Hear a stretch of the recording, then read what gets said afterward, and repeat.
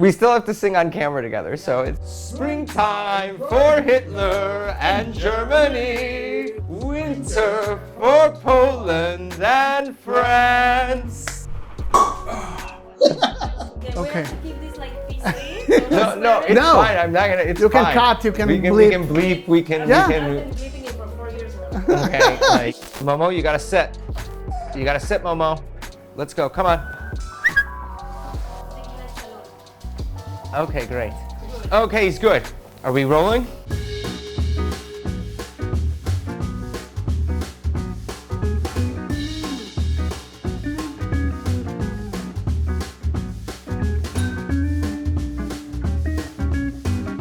Hi, welcome to Wine with Adam. I'm your host, Adam Scott Bellos, and today we are filming from the center of Tel Aviv on Rothschild Boulevard, and I'm here with my special guest, Alon Gur Arye, filmmaker extraordinaire, godfather of the cult Israeli cinema, comedian, writer, director, Mako's Person of Culture of the Year, or most influential person in Israeli culture of the year. You should rewrite my Wikipedia page. I can rewrite your Wikipedia page, but I'm not done. Former Israeli Scoutmaster. Yeah. Yeah, right? And father of two. Yeah, right. The legal one. Legally father of two.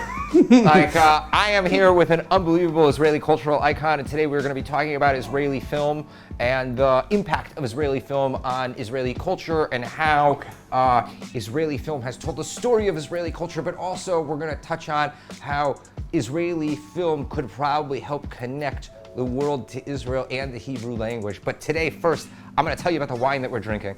We are drinking the Bravdo 2021 Sauvignon Blanc. It comes from the Bravdo Estate Winery. They make about 86 or 96,000 bottles. Okay, still a boutique winery. Their winery is located in a beautiful vineyard in Carmel Yosef in the municipality of Gezer. Okay, so L'chaim, I want to know what you think, what you taste, what you smell. So to me, I get like kind of sweet and sour, and a little grapefruit there, maybe some type of citrus. What do you think? My career, sweet and sour, and fruity on the sides.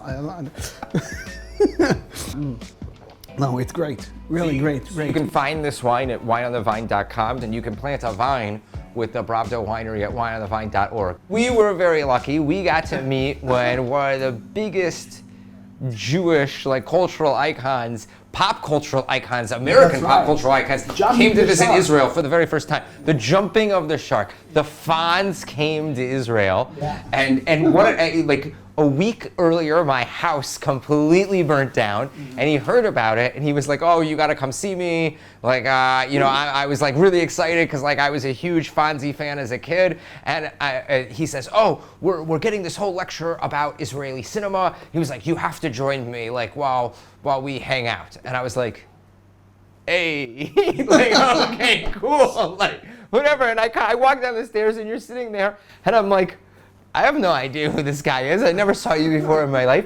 And all of a sudden, you give the most amazing presentation on the history of Israeli cinema and how filmmaking originally began in this area with the original shots of the old train station in Jerusalem. And you started talking about Salah Shabati and Casablanca and stuff that Arik Einstein had done in theater. And then you kind of talked about the Globus brothers and all those guys. I said that Israeli cinema is a ripoff of Hollywood cinema. I guess that was the... But you screened for him your new project. And here's the cool thing about Mossad, and we can talk about the opening, which was really an homage to the Bond films, and you did something that was very unique, and I think you took some major filmmaking risks in terms of the comedy. So what did you want to achieve with this film? Because to me it was it was watching Get Smart, James Bond, Naked Gun. So we had to figure out how to make this parody work today.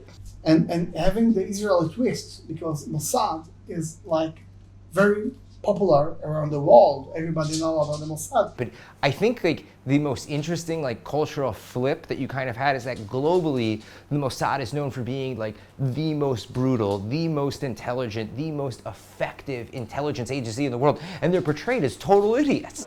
It's much more fun to go through the bad guys. You're crazy. How did the Mossad like respond to seeing this kind of film? There is a guy who said, that's exactly how it is in real life. We want to go home at 5, and we don't want to work too hard. Another guy sent a blank, like an anonymous email. There are some things you can't laugh about. So that's exactly how it is. So, because you have to, something painful and real. So what was your favorite film to watch as a kid? Comedies? Wow. It was Airplane. Airplane. Yeah. Okay. Yeah. So you're a big Leslie Nielsen fan.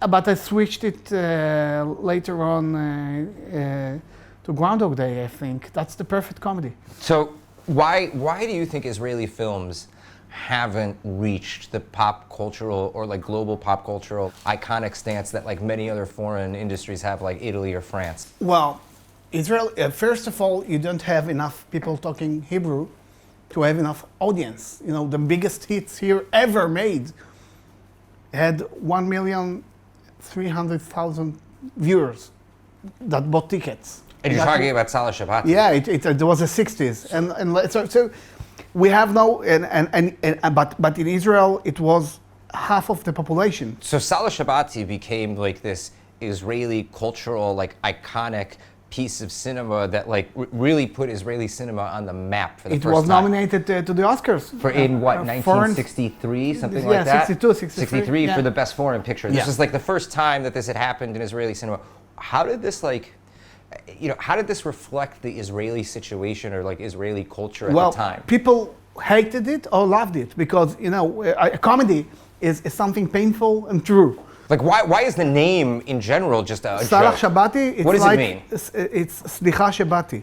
It's forgive me that I came here to Israel, I immigrated, and I'm interrupting your perfect place called Israel. So at the first screening, people went out and thought how they can stop this, because they showed things like when people donate money to Israel, Keren Kayemet. Okay. So they have This is that famous scene. Yeah, they have So a what tree. happens? You plant a tree and put the name of the donor and send it to the US, the picture. So they just have a name and a tree, and then they change the name and put another sign on the same tree and recycle the tree 100 times and take the money and put So it on basically another back in the 60s even, Yeah. they were making fun of this like philanthropic culture that connected the diaspora to Israel, even in Israeli pop culture. Yeah. And kind of highlighted, would you say they highlighted the hypocrisy behind it? But yeah, people on the Knesset tried to have a rule that you can't send this film outside Israel because it's going to bring a disaster. But it was nominated to the Oscars. So basically they failed, and again... So being funny, it's just a criticism on things that hurt people. Would you say that Israeli cinema has always been there to, like, similar to other countries, but I would say even more intensely, criticize the narrative being perpetuated outside of Israel, within Israel? Yeah, because there are lots, when you have something that's not going okay, things that are wrong, you have a space for comedy. Like L'chaim.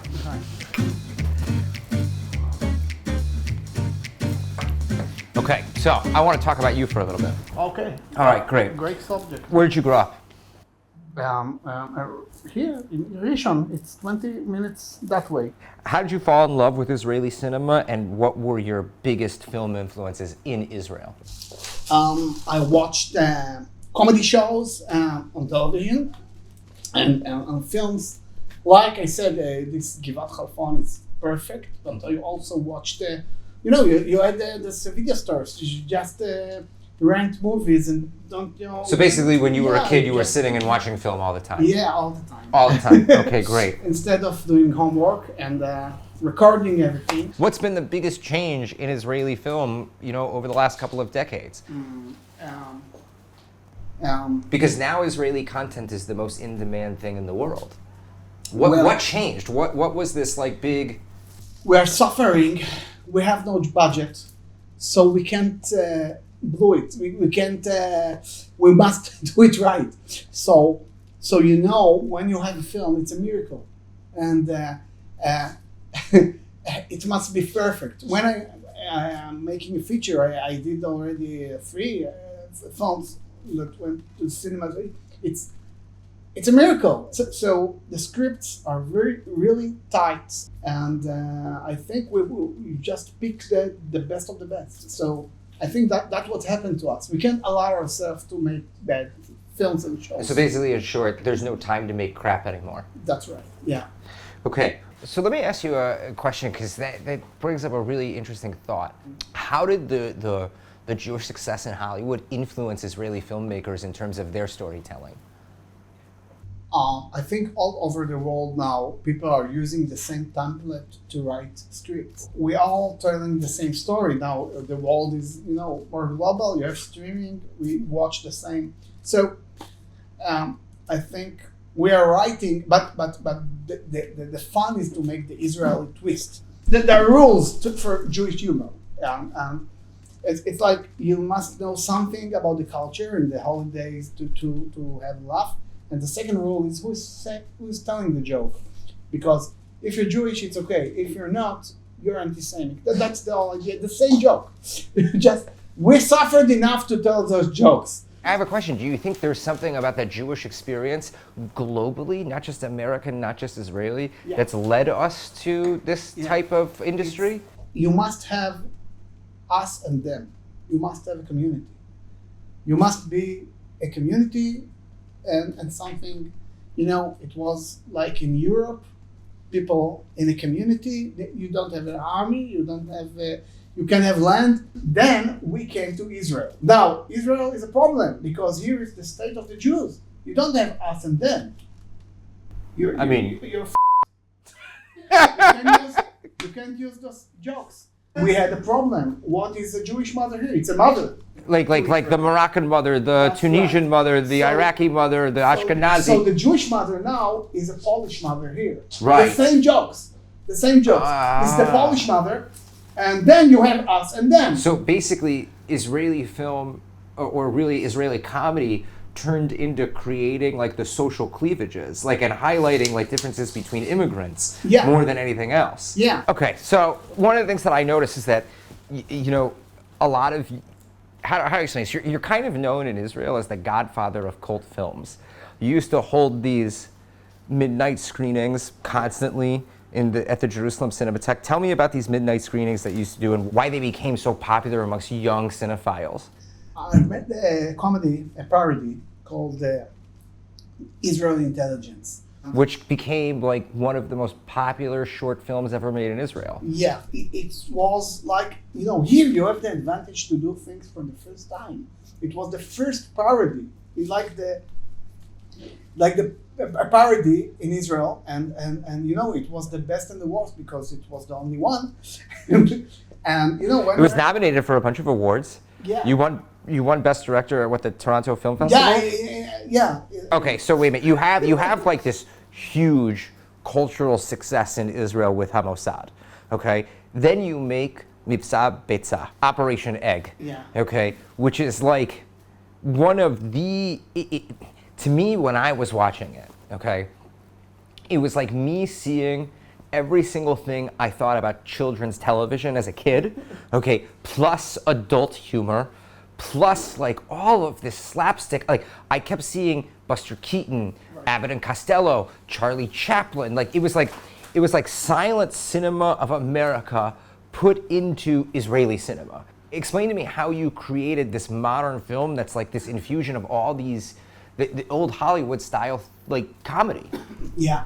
Every month I learned about someone, and that I said until I make the feature film of the Mossad, I'm going to learn about comedy, and I lectured about Monty Python and Charlie Chaplin and. But all of these inspirations that you're talking about are clearly visible in Mivsa Betza. Right. It was like a homage to the silent film. I said the jokes are universal because when you had no sound, you had no culture differences, and it could travel. When humor could travel more easily. So we know you have pies. in the States, you have pies. We don't have pies. Now, there's one thing I'm thinking of right Yeah. now. It's your hummus fight. That's That was right. clearly an Animal Yeah. House. Like when I saw that, I was Yeah. like, food fight. Like I straight up saw John Belushi. That's right. Yeah, John Belushi and all the food fight, and I'm going to have another food fight, a better one, in my next movie. It's already and it was like, okay, but we don't have pies here, pie fights, but hummus, we have hummus. So we shot it in a pancake place. The place was pancakes, and we took all the pancakes and put hummus, and it was so fun. Except there's Shlomi Koryat, one of the actors, said, "I won't eat hummus." He didn't eat hummus for some months after this experience, but it was so funny. Who are your biggest influences in Israel right now, comedy-wise? Like, who are the biggest comedians that you think are influencing you right now? Oh, there's lots of stuff going on. If you talked about Jewish humor, there's a show called Yehudim Abayim? Yeah, that's right. If American Jews had Yehudim Abayim, they would actually like being Jewish, I feel like. Mm-hmm. That's really answering all the, it's all the What's Yehudim Abayim? I mean, it's a comedy show about history, and they can go to the Bible and they can go to the history of Israel, and then you have a sketch about what really happened there. So you know something about history or the Bible and you know something, and you have a criticism, and you are a Jew, so you can tell the jokes. Who are the biggest influences from Hollywood or really international filmmakers that have inspired you to do comedy? The guy who's doing a great Jewish humor now is Sacha Baron Cohen. Respect. Yeah. And so his stuff is amazing. From Europe, I guess, Roberto Benigni, but not The Life is Beautiful. He did lots of stuff before that, Yeah. from the 70s. And great, so accurate films. Because also, it's like a smaller industry, so we must be perfect. Also French comedies, old French comedies. Also, I mean, you're a huge fan of silent film. Yeah. Okay, let me ask you, who are your biggest influences in film that are Jewish? I must say that the Zucker brothers, especially David Zucker, we met by coincidence, and he came to Israel because he heard I'm doing a parody.